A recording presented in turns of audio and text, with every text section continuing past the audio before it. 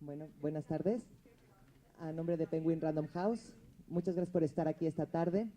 Para mí es un gran honor, podrán imaginar, estar de este lado de la mesa con dos grandes mujeres, dos grandes personalidades como es Jennifer Clement, autora de la casa y para mí muy querida, y por supuesto con Angélica Aragón, gran personaje en nuestro país, en los medios, actriz y pues ser humano. No sé si han podido tener oportunidad de leer ya Lady Di, pero es una gran novela con unos personajes inolvidables, entrañables, que retratan un México que lamentablemente es muy actual, que retratan una solidaridad, que retratan pérdidas, que retratan unas voces alucinantes. Y yo siempre hablo de la voz de la madre de Lady Di porque es un personaje que me sigue marcando y siempre lo comparo porque otro de esos personajes que me siguen, ¿no?, todos los días más o menos, es la voz de la abuela de esa novela de Dostoyevsky que se llama El jugador, que es un personaje inolvidable, y en este caso la madre de Lady Di me parece igual, ¿no? Es un personaje que yo sé que me va a seguir hasta mis últimos días, al margen de la calidad de toda la novela, de esos problemas sociales que tenemos en México. Entonces es una novela que yo les recomiendo muchísimo. Yo no quiero hablar mucho porque me parece que hay dos personajes que pueden hablar mucho mejor y que es mucho más interesante escucharlas esta tarde. Así que sin más, pues cedo la palabra a Angélica. Muchas gracias, es un gusto. Gracias a ti, mi vida. Gracias, muchas gracias. Gracias a todos por estar aquí. Si les parece bien, vamos a leer algo de la novela para entrar, vamos a decir, en el tema, que sientan el sabor de la narrativa, y después habrá oportunidad de intercambiar ideas entre todos, y bueno, vamos a ver a dónde nos lleva. Lady Di, de Jennifer Clement, capítulo 1. Ahorita te ponemos fea, dijo mi madre. Estaba silbando. Tenía la boca tan cerca de mí que me salpicaba el cuello con su sonora saliva. Olía a cerveza. En el espejo la vi pasarme un pedazo de carbón por la cara. ¡Qué vida tan repugnante!, susurró. Ese es mi primer recuerdo. Me puso un espejo viejo y cuarteado frente a la cara. Yo tendría unos 5 años. La cuarteadura hacía que mi cara se viera como si me la hubieran partido en 2 pedazos. En México, lo mejor que te puede pasar es ser una niña fea. Me llamo Lady Di García Martínez y tengo la piel morena, los ojos cafés y el pelo chino y castaño. Mi apariencia es igual a la de toda la gente que conozco. De chica, mi madre me vestía de niño y me decía niño. Les dije a todos que nació un niño, decía. Si era niña, me raptarían. Todo lo que necesitaban los narcotraficantes era saber que por acá había una niña bonita y se dejaban venir a nuestras tierras en sus Escalade negras y se la llevaban. Yo veía por la televisión a muchachas que se iban poniendo bonitas, se peinaban el cabello y lo trenzaban con moños rosas, o las veía usar maquillaje, pero en mi casa eso nunca ocurrió. A lo mejor necesito romperte los dientes, decía mi madre. Fue a la mamá de Paula a quien se le ocurrió cavar los hoyos. Vivía enfrente de nosotras y tenía su casita propia y un campo de papayos. Mi madre decía que el estado de Guerrero se estaba convirtiendo en una guarida de conejos llena de jovencitas escondidas por todos lados. En cuanto alguien oía el ruido de una camioneta acercándose o veía un punto negro a lo lejos o 2 o 3 puntos negros, todas las muchachas corrían hacia los hoyos. Esto era en el estado de Guerrero, una tierra caliente de árboles de lule, serpientes, iguanas y alacranes, de los alacranes güeros transparentes que eran difíciles de ver y que matan. No teníamos la menor duda de que en Guerrero había más arañas que en ningún otro lugar del mundo, y hormigas rojas que nos hinchaban los brazos y nos los dejaban parecidos a una pierna. Aquí estamos orgullosos de ser la gente más mala y enojona del mundo, decía mi madre. Éramos como los conejos que se esconden cuando un perro hambriento anda suelto en el campo. Un perro que no puede cerrar la boca y su lengua saborea ya el pelaje de sus presas. Un conejo golpetea con su pata trasera y la señal de peligro viaja por el suelo y alerta a todos en la madriguera. En nuestra comunidad, una advertencia era imposible, pues vivíamos desperdigadas y muy lejos unas de las otras. Aunque siempre estábamos atentas y tratábamos de aprender a oír cosas muy distantes. Mi madre bajaba la cabeza, cerraba los ojos y se concentraba en oír un motor o el alboroto que hacían los pájaros y los animales pequeños cuando se acercaba un vehículo. Nunca nadie había vuelto. Ninguna de las muchachas robadas había regresado jamás, ni había enviado siquiera una carta, decía mi madre, ni siquiera una carta. Ninguna de las muchachas, solo Paula, que regresó un año después de haber sido secuestrada. Por su madre, supimos una y otra vez cómo se la habían robado. Luego, un día, Paula regresó caminando a su casa. Traía 7 aretes que le subían por la curva de la oreja izquierda en una ordenada hilera de perlas de plástico, color azul, amarillo y verde, y un tatuaje que le serpenteaba alrededor de la muñeca con las palabras «La morra del caníbal». Paula bajó caminando por la carretera y luego subió por el camino de terracería hasta su casa. Caminaba lentamente, con la mirada gacha, como si viniera siguiendo una línea de piedritas hasta su casa. «No», dijo mi madre, «no se iba guiando por las piedras. Lo que hizo esa muchacha fue oler el camino hacia su madre».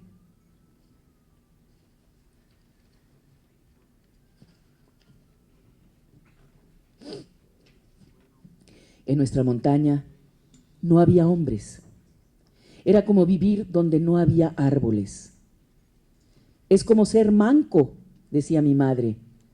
«No, no, no», se corregía. «Estar en un lugar sin hombres es como dormir sin sueños». Nuestros hombres cruzaban el río a Estados Unidos, sumergían los pies y vadeaban con el agua a la cintura, pero cuando llegaban al otro lado ya iban muertos. En ese río se despojaban de mujeres e hijos y entraban caminando al enorme cementerio de Estados Unidos. Ella tenía razón. Mandaban dinero, regresaban 1 o 2 veces y ya. Así que en nuestra tierra éramos un montón de mujeres solas, trabajando y tratando de salir adelante. Los únicos hombres que había por los alrededores andaban en camionetas o en motos y aparecían de la nada con una AK-47 al hombro, una grapa de cocaína en los pantalones de mezclilla y una cajetilla de Marlboro rojo en el bolsillo de la camisa. Usaban lentes oscuros Ray-Ban y debíamos tener cuidado de nunca mirarlos a los ojos, de nunca ver las pequeñas pupilas negras que eran el camino de entrada al interior de sus mentes. Una vez oímos en las noticias que secuestraron a 35 campesinos que estaban cosechando sus milpas cuando llegaron unos hombres en 3 camiones y los levantaron a todos. Los secuestradores los encañonaron y les dijeron que se subieran. Los campesinos iban de pie y apretujados en los camiones como ganado. Regresaron a sus casas después de 2 o 3 semanas. Les advirtieron que si hablaban de lo que había ocurrido, los iban a matar. Todo el mundo sabía que los secuestraron para cosechar un plantío de marihuana.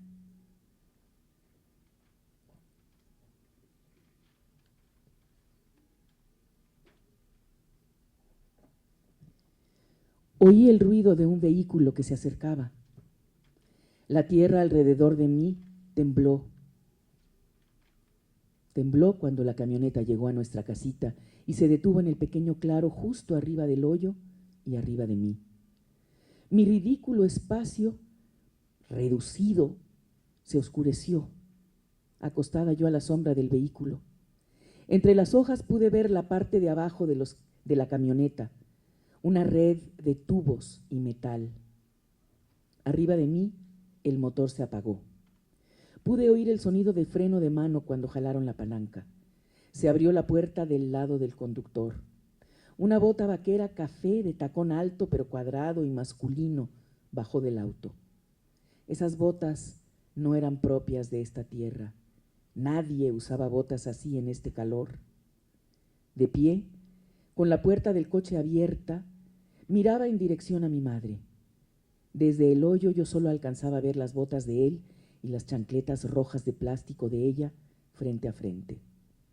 «Buenos días, madre», dijo él. La voz del hombre no era propia de esta tierra.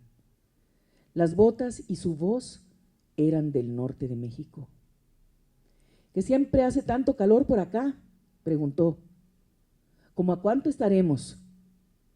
Mi madre no respondió. «Ay, madre, baje esa pistola».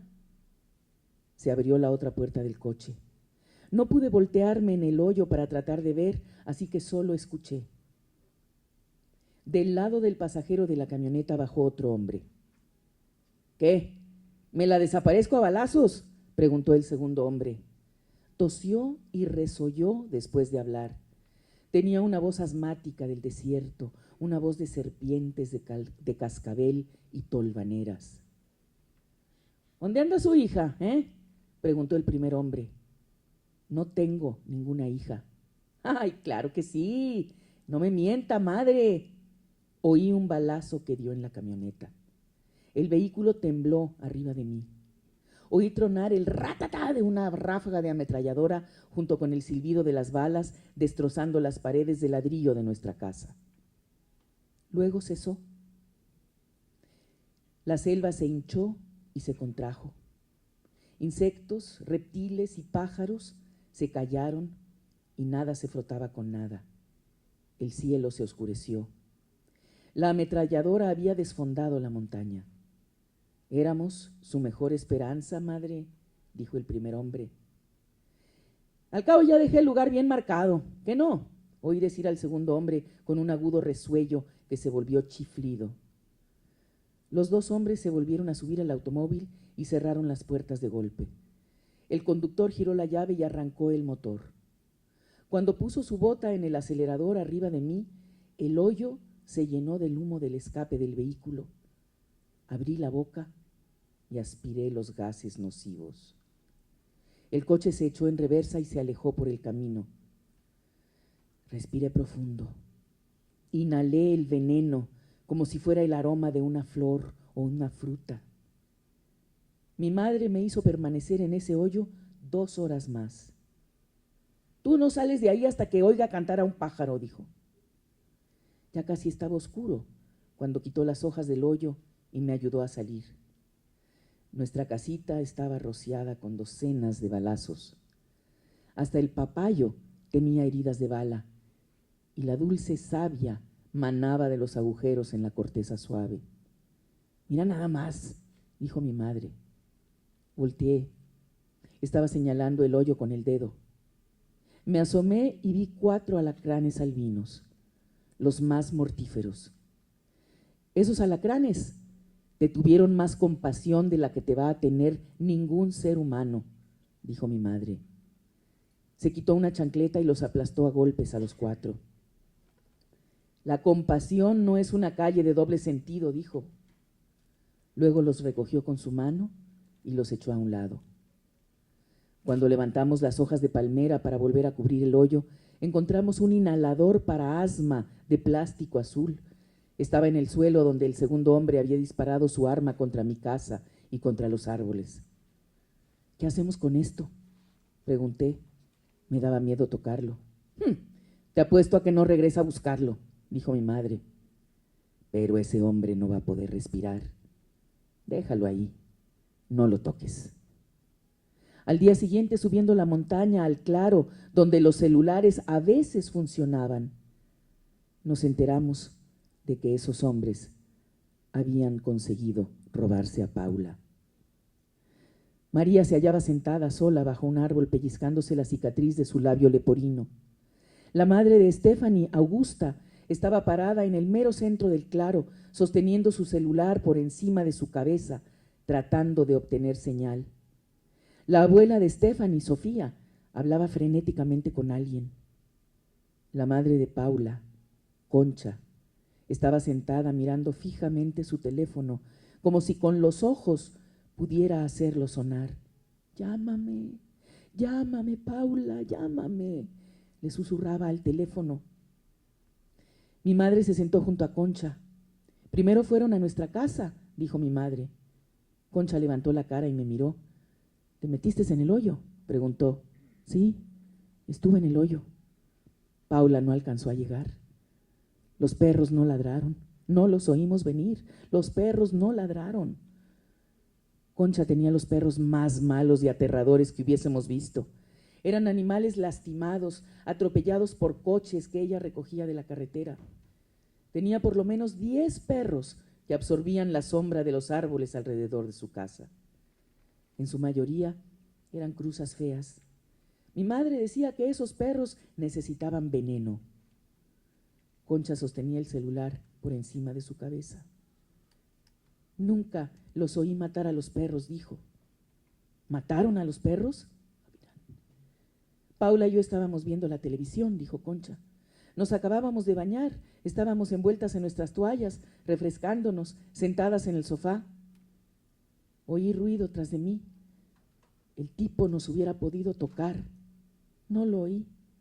Me apuntó con una pistola. Usó la otra mano para enroscarle un dedo a Paula. Tú vienes conmigo, dijo, pero en realidad no lo dijo. Lo dijo su dedo al enroscarse una y otra vez. Paula se puso de pie, sosteniendo la toalla alrededor de su cuerpo. Caminó hacia donde estaba él y los dos salieron por la puerta y se subieron a la camioneta y ella seguía envuelta en su toalla. Solo traía la toalla. Muchas gracias, Angélica. Gracias a ti.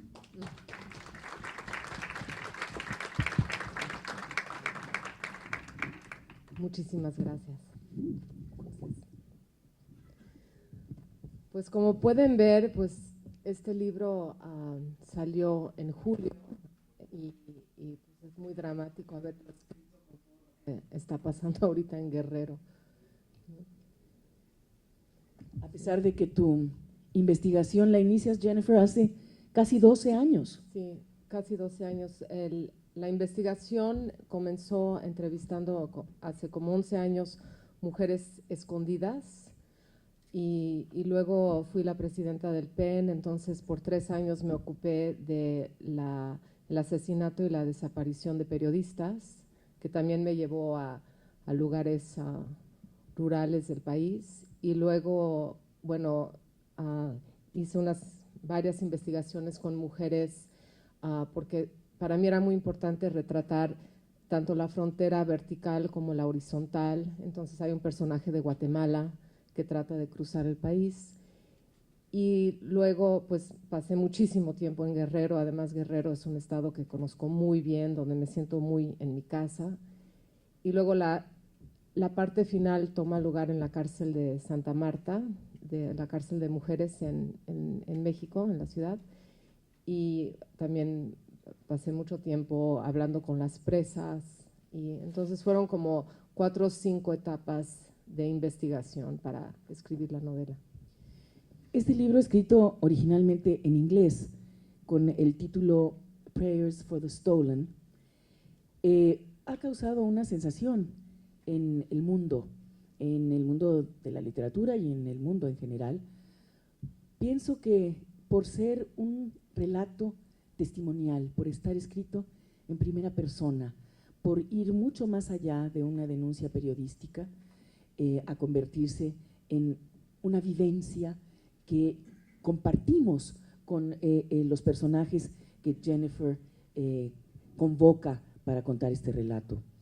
Yo le decía, y tenemos una amistad de muchos, muchos años ya, que me había costado mucho trabajo leer el libro, en el sentido de que no es que sea difícil leerlo, lo acaban de escuchar, se lee muy cómodamente en términos, bueno, del lenguaje, del vocabulario, pero está muy bien el lenguaje, el lenguaje hablado, es muy coloquial, las voces están muy bien establecidas, pero me tenía yo que obligar a mí misma a sentarme a continuar la lectura por el dolor que me causa, que me causó y que me sigue causando el tema, que además se desprendía de cada página como si lo hubiera estado escribiendo a propósito de la realidad que en este momento preciso nos agobia y nos embarga aquí en este país.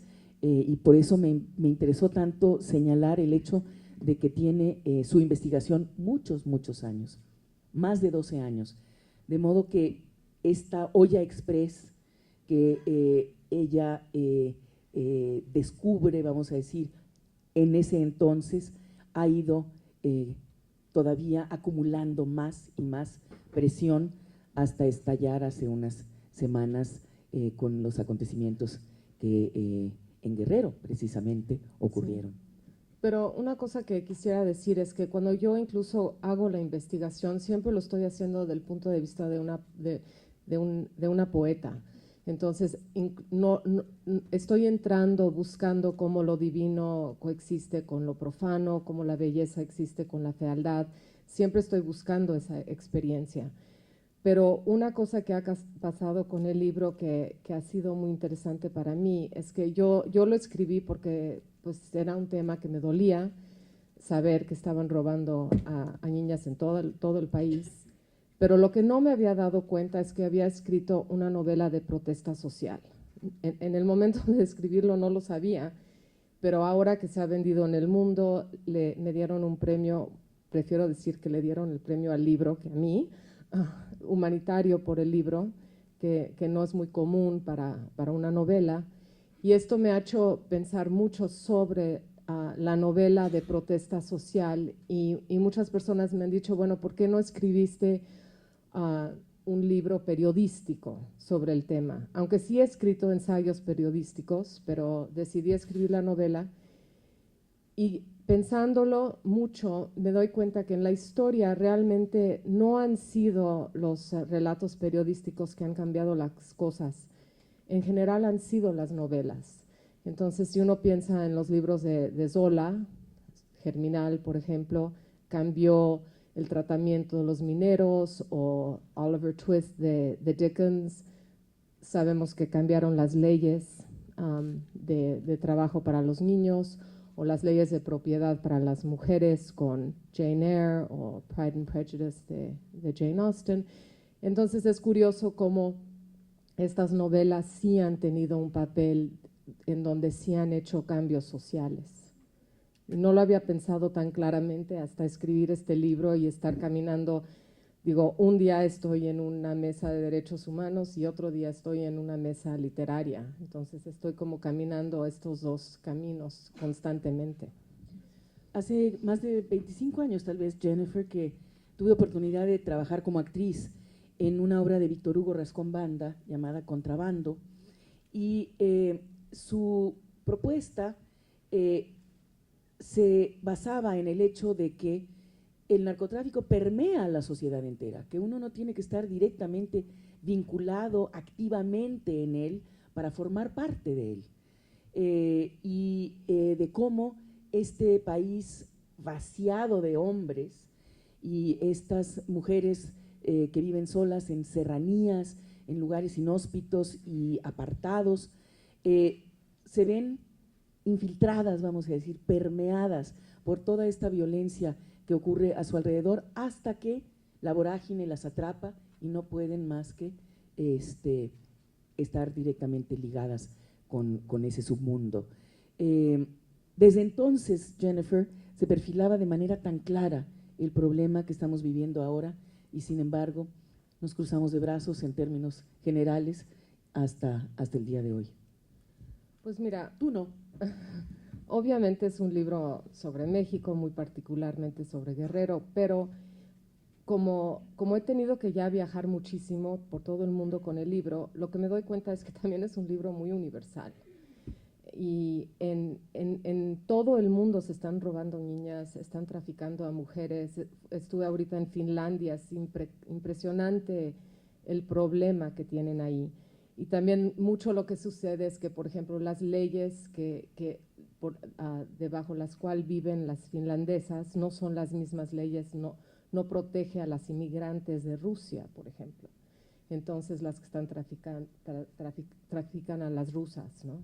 Entonces, bueno, pues Nigeria, la India, China, digo, las historias son de nunca acabar, incluso en los Estados Unidos, donde hay una metodología más perfecta, nada más en la ciudad de Atlanta, creen que hay por lo menos 300 niñas vulnerables al mes.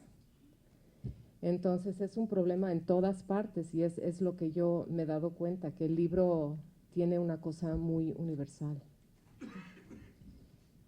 Yo recuerdo hace muchos años, Jennifer, haber regresado a la Ciudad de México de España en un avión de Aeroméxico, y en la pantalla donde ponen ahí cuestiones de seguridad, cómo abrocharse el cinturón, etcétera, al aterrizar en el Distrito Federal apareció un letrero que decía: el turismo sexual está penado por la ley en México. Si ese es el propósito de su viaje, dese por enterado. Es decir, hasta tener que anunciarlo en un avión, porque se sabe que ese es el propósito de la visita de muchos extranjeros a este país o a otros países. Es decir, estamos ante una situación de violencia tan exacerbada en el mundo entero, y finalmente todo saliendo a la luz, Jennifer. Hay como una especie de epidemia, vamos a decir, de denuncias en los Estados Unidos. Bueno, no solamente la Asociación de Fútbol Americano, con tantos jugadores cesados por golpear no solamente a las mujeres, sino a sus propios hijos, con ramas de árbol, etcétera. Este cómico tan importante de la televisión durante tantos años, que ahora resulta que violaba sistemáticamente a mujeres desde hace más de 50 años, drogadas, inconscientes. Es decir, hay una violencia exacerbada. ¿Y cómo podemos resistirla? ¿Cómo podemos sobrevivir en estas circunstancias? Sí, bueno, yo no tengo la respuesta porque soy novelista y poeta, no soy socióloga, pero yo sí les puedo decir que aunque en mi novela trata de cosas muy, muy difíciles y muy duras, mi mirada es una mirada muy amorosa, y siempre he tratado de abarcar el tema dándole dignidad a mis personajes. Una cosa que siempre no me ha gustado de la novela narco, por decirlo así, es la falta de amor dentro de esas novelas, y donde las mujeres todas son o prostitutas o trabajan en un table dance o algo así, pero son clichés, no son personas con una personalidad, son caricaturas casi, ¿no? Y yo creo que en mi libro lo que yo sí traté de hacer es que no fuera una novela gratuitamente violenta, que tuviera este lado de la poesía, y que, digo, hay una gran historia de amor en la segunda parte, donde ella se enamora, y bueno, sí hay una cosa de desolación y de dolor, pero yo creo que a través de la poesía también hay cosas, incluso, bueno, lo que le ha dicho la crítica, yo no lo puedo decir de mí misma, pero la crítica ha dicho que es un libro encantador. Entonces, yo quería escribir una especie de requiem, pero de esa manera, ¿no? Abarcarlo de esa manera. Los personajes sin duda son entrañables, entrañables, como tú decías, la madre de Lady Di, un personaje incluso con un gran sentido del humor. Todo su mundo, todos sus referentes del mundo surgen a partir de los programas que ve en el History Channel.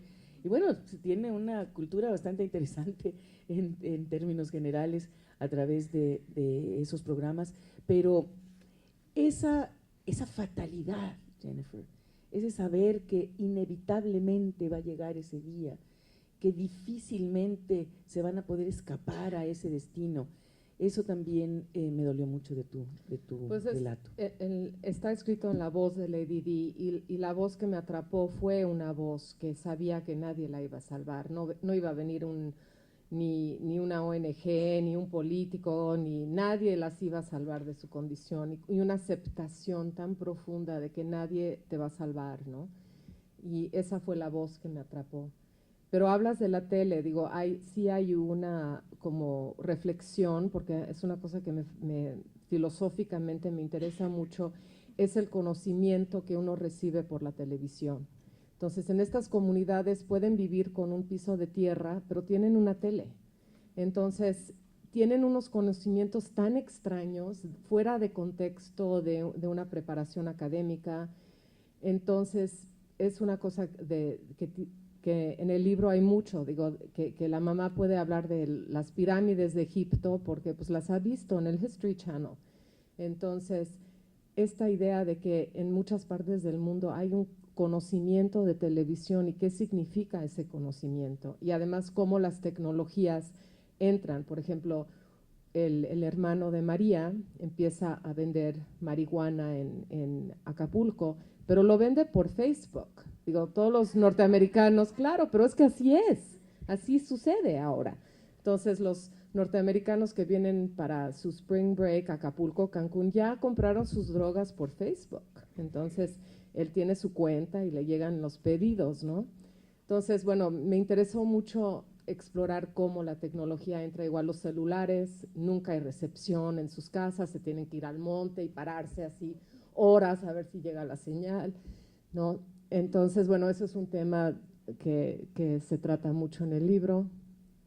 Y entonces hay varias cosas así que me interesaron mucho explorar, ¿no? Me encantó la defensa que hace Lady Di a lo largo de la novela de su nombre, que, bueno, todo el mundo piensa que fue, se lo puso la madre en honor a la princesa Diana, acribillada lamentablemente y tristemente en París, y finalmente ella explica, no es en honor a Diana y a su memoria. No deberías de decir. No digas. No quiere que revele hasta que ustedes lo lean. No. Ya empezó la polémica. Pero lo que es muy interesante es cuando ella finalmente termina en la cárcel y conoce a una inglesa que es auténtica, británica, y que además le añade el prefijo de princesa Lady Di, y entonces se siente muy inadecuada Lady Di porque dice, soy un fraude, es decir, no ni siquiera puedo yo pretender llegar a esas alturas de alcurnia, de nobleza, etcétera. Esta inglesa pues tiene la piel blanca, los ojos azules, el pelo rubio, y en algún momento le incomoda su nombre al sentir que finalmente no es digna de llevarlo. Pero se las recomiendo muchísimo, muchísimo. Es una novela que nos sitúa, como dice Jennifer, en este mundo tan revuelto en el que estamos inmersos en este momento preciso, pero con ese lado amable, ese lado humano, ese lado que pretende rescatar a estos personajes de esta realidad tan imposible en la que viven, para finalmente rescatar la dignidad humana que ha quedado pisoteada en todos los sentidos a partir de estos acontecimientos tan dramáticos que padece toda la sociedad mexicana, directa o indirectamente.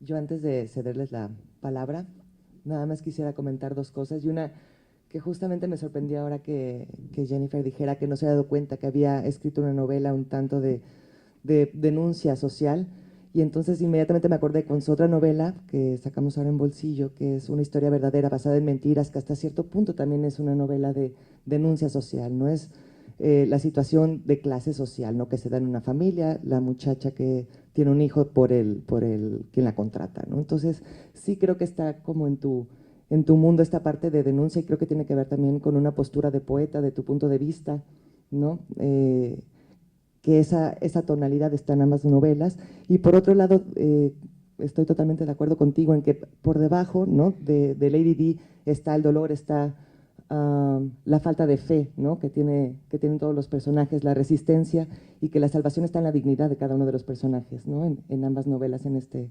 sentido. Y es una riqueza que amerita ser rescatada mediante la lectura, ¿no? Y que amerita ser rescatada también como personas, ¿no? Como seres humanos para la vida diaria. Entonces, bueno, yo nada más quería acotar esa parte. Siempre es una cosa tan increíble escribir un libro porque tiene su vida propia y ya no te pertenece y camina por ahí, quién sabe qué pasa. Pero acaba de pasar una cosa tan increíble que me llegó una carta de una cárcel de máxima seguridad de Virginia, de mujeres, donde las presas me escribieron una carta que habían leído a Lady Di en su club de libros dentro de la cárcel y que me querían decir que estaban tan conmovidas porque las había tratado con mucha dignidad. Hablaron de esta serie en la tele que se llama Orange is the New Black y dijeron que era un horror para ellas ese programa. Y luego una de las presas me escribió y me dijo, me encantó tu frase que supe la caridad de un asesino. Y eso yo lo vi en la cárcel, vi la caridad de los asesinos y de las asesinas en este caso, ¿no? Entonces, bueno, pues ha sido interesante toda la parte de las presas en mi vida. No, y además tu voz desde la trinchera de una mujer, Jennifer, porque, por ejemplo, yéndonos a otro terreno, toda proporción guardada, series espantosas que se han transmitido en la televisión mexicana y que muchas de ellas nos vienen desde Argentina, dicho sea de paso, como… ¿sí? Exacto. Los invitamos, ¿a qué los traemos? Si ya nos invadieron con sus guiones y sus obras de teatro. Mujeres asesinas y Capadocia, dos series de televisión exitosas en términos de su auditorio, de su rating, pero que han logrado en muy pocos años completamente desvirtuar cualquier proyecto que se pueda tener dentro de las cárceles de mujeres en apoyo a ellas. Ustedes llegan después de estas series que se han transmitido al aire ante instancias comerciales, no sé, la PepsiCo, Bimbo, etcétera. Jennifer nos dice en este libro que hay 77 niños en Santa Marta, Catitla, menores de 6 años. Usted llega con Servitje o ellos y les dice, hay que poner una guardería en la cárcel. Es un proyecto relativamente fácil y poco costoso. ¡Guardería! ¿No has visto esas mujeres asesinas? Una porquería, que se pudran en la cárcel. Porque es el tratamiento de los hombres. Perdón, caballero, usted tendrá que asumir la responsabilidad de todos sus congéneres, porque nos queda ahí muy cerquita en primera fila. Usted también, caballero. Pero es el punto de vista de los hombres que quieren realzar toda la parte violenta, es decir, que la pistola se vea como la bala va en cámara lenta, cómo explota cuando toca el músculo, etcétera, etcétera.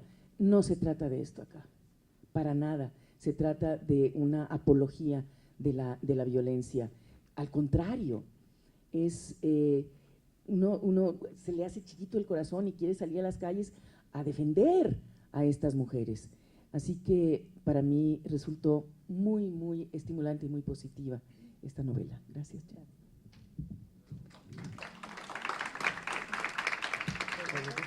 Pues todavía creo que tenemos algunos minutos para preguntas. Yo, bueno, por lo pronto felicitarlas a las tres, cada una en el papel que ha jugado en esta mesa. A la señora Clement, su español es perfecto y por eso me hago la pregunta de quién tradujo la novela al español, porque además me fascinó además en voz de la señora Aragón. Qué bonito. Creo que es un complemento perfecto. Es español, si usted fue la traductora. No, es que fue un drama, sí fue un drama, entonces digo, fuimos como 4 personas trabajándolo muchísimo. Sí. Me imagino yo estaba muy involucrada. Sí, por eso pregunté, porque con el manejo del español que usted tiene, sí. Podía perfectamente opinar. Y estoy muy contenta, creo que quedó increíblemente excelente, excelente. Y la otra pregunta es, en efecto es una novela, por lo que usted dice, o sea, trabajo de ficción, pero habla de un trabajo de investigación en el que se apoya. ¿Construyó el personaje de Lady Di sobre la base de diversos testimonios o realmente hay por ahí alguna jovencita cuya historia la inspiró y la siguió y bueno, la pudo bordar con otros? No, es una visitación absoluta, no está basada en nadie. En el libro nada más hay un personaje que sí está basado en una persona real, que es el hombre que da las clases de collage en la cárcel, que es gracias a él que entré y además me fascinó la relación que él tenía con las presas. Era una cosa que muy conmovedor. Entonces, él es la única persona basado en una persona real. Bueno, muchas gracias y de nuevo felicidades. Gracias.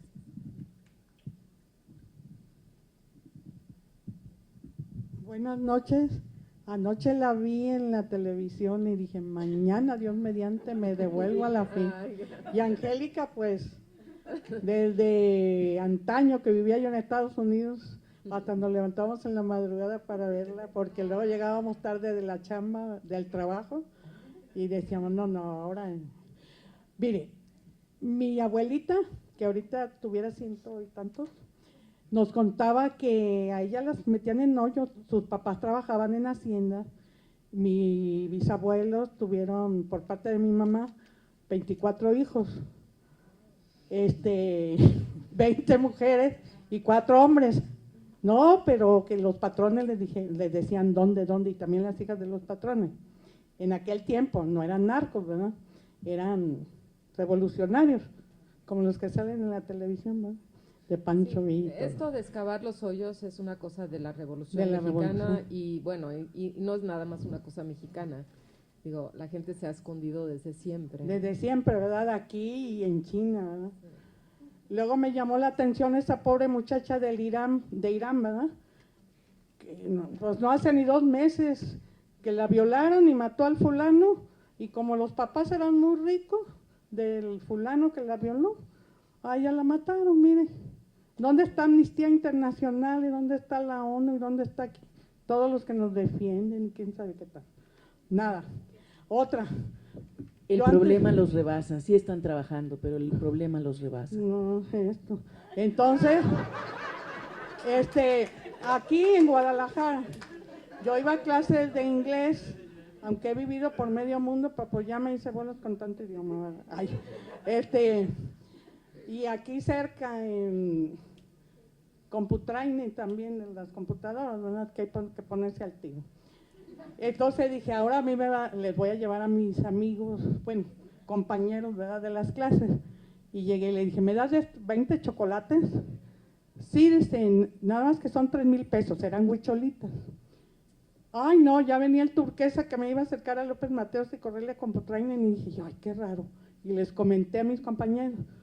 Ah, dice, ¿tú vives para dónde? Entonces vivía en Chapalita de Occidente, ahí por Ingenieros entre Guadalupe y Tepeyac.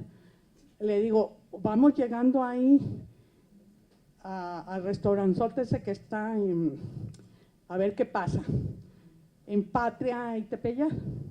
Llegamos y solo, pero llegaban las camionetonas de Junior, que parecen de doble cabina, que parecen yates, y creían que les iban a llegar adentro y pues nada, compraban el montón de chocolates. Al otro día fuimos a misa a Santa María de Guadalupe, ahí de Tepeyac.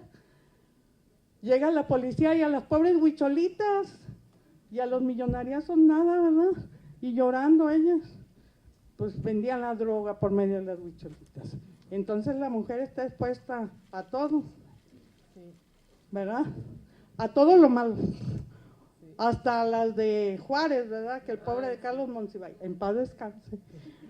Pero ¿cómo puso aquí en el MAS? Ahora es MAS, el Museo de Arte de la 500, fíjese, y nadie supo ni nadie cómo fue la cosa. Yo trabajaba en Devlin entonces, ¿no sería por las córneas? Sí.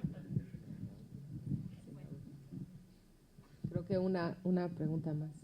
Mi pregunta es para la señora Jennifer Clement y también para usted, Angélica, porque usted vive en este país y ha nacido aquí, no sé cómo. Podemos decir que Paulas no solamente hay en Guerrero. En los últimos 5 meses, solo en Querétaro, que era una ciudad que se creía que era la ciudad más segura, se han perdido 200 niñas de secundaria, preparatoria, jóvenes. ¿Y qué está haciendo el gobierno? Nada, nada. Entonces, en realidad, en México, en el mundo entero estamos llenos de Paulas. Angélica, usted que ha crecido aquí y que sabe cómo es nuestro gobierno y todo, ¿cómo podríamos soñar en algún día volver a tener justicia, no solamente las mujeres, pero ahorita ya en general todos? Pues como dice Jennifer, no sé si yo tenga la respuesta absoluta a una problemática muy compleja, pero lo que hacen las madres en este libro es abrirles los ojos a sus hijas. Es decir, en ningún momento dado minimizan el problema al que se van a enfrentar y la situación tan grave en la que viven. Al contrario, pretenden hasta cierto punto prepararlas para y esperar, es decir, tratar de postergar lo más posible el momento inevitable en el que tengan que establecer contacto con el mundo masculino, con la idea de que, bueno, a lo mejor ya no tienen 12, ya tienen 15 años, ya se podrán defender mejor.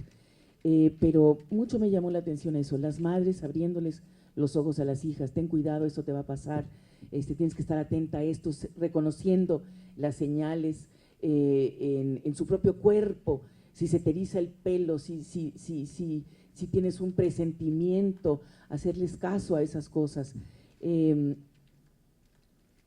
Por lo demás no sé qué decirle, bueno, uno está tratando de trabajar hacia el empoderamiento de las mujeres, hacia la construcción de la autoestima, tratar de que no nos engañen tan fácilmente, tratar de que no seamos codependientes hasta el último momento de los hombres, que podamos tener una visión de futuro para nosotras mismas, por nosotras mismas.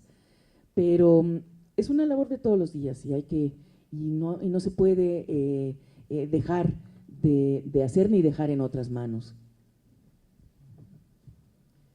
Digo, yo creo que tiene que ver, y bueno, en todo el mundo con una cuestión de estatus. Las mujeres no tenemos estatus y no tenemos valor. Digo, una cosa que me impactaba siempre en esta investigación es que es mucho más grave que te roben tu coche a que te roben a tu hija. Entonces, si tú vas a la estación de policía y dices, me robaron mi coche, es así como, qué marca y qué año y qué color y qué drama, ¿no? El coche, ¿cómo puede ser, no? Y con las niñas decían, no, se fue con el novio y estaban coludidos, ¿no? Entonces, es un problema y es en el mundo lo que está pasando en Nigeria, en la India. Y bueno, las mujeres mismas aprendemos, ¿no? Digo, el patriarcado, ¿no? Entonces, también somos responsables de alguna manera. En la India, el aborto de fetus de niñas es una cosa que piensan que hay 40